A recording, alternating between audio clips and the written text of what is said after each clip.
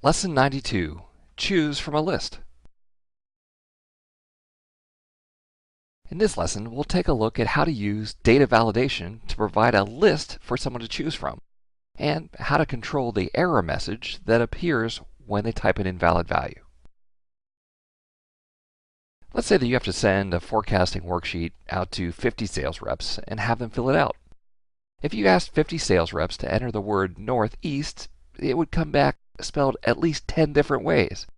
Northeast is 2 words, abbreviated as N period E period, or just NE, or all kinds of things, and you would spend a lot of time making all of those different entries conform to be the same value. Well, it would be easier to set up a list for them to choose from. Easy to do if we go to the Data tab and choose Data Validation. Normally, all 17 billion cells on the worksheet are set up to allow any value, but we can change that to allow only a whole number, a decimal, a date, or in this case, a list.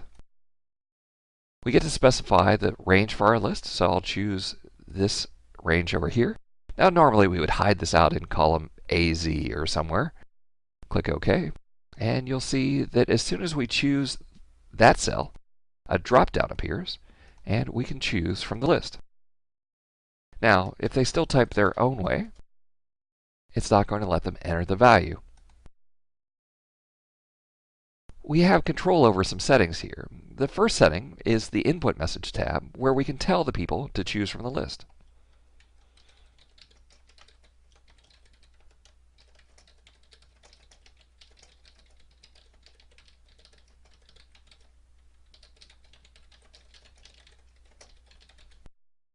And then on the Error Alert tab, we can customize the message that appears.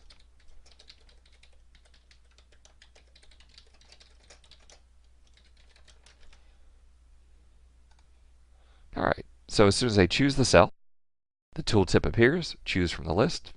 They attempt to type something else, and we get our message, no, really, choose from the list. Now, one problem with validation is things change. What if this list of items changes?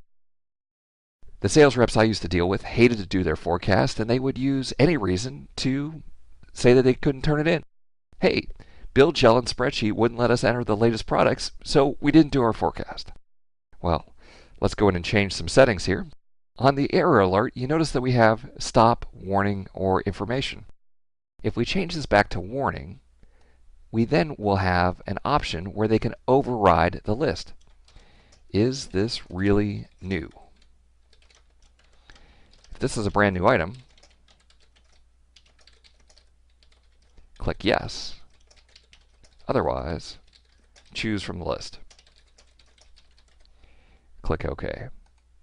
All right, so now if we had a brand new Florida district that was created yesterday, they would have an option to say, yes, it is new. Notice it's not the default. They can't just click enter. They actually have to grab the mouse and click yes to get that value to appear. Well, there you have it. Data validation, a great way to provide handy drop-down lists for the people who fill out your spreadsheets. I hope you found that helpful, and thanks for watching. Looking to advance your career by acquiring new skills? Tired of expensive off-site training programs?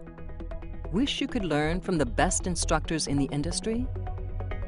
Look no further than live lessons. Self-paced, personal video instruction by the world's leading technology publishers. Each live lesson comes with a DVD featuring 3 to 4 hours of instructor-led classroom training, sample program code that allows you to work along with your personal instructor, and an example-rich study guide. Live lessons allow you to watch the entire course from start to finish, or navigate directly to any of the individual lessons. You'll literally watch over the shoulder of your instructor as he shows you how to build state-of-the-art applications. Live lessons, the power of the world's leading technology experts at your fingertips. To learn more, visit mylivelessons.com today.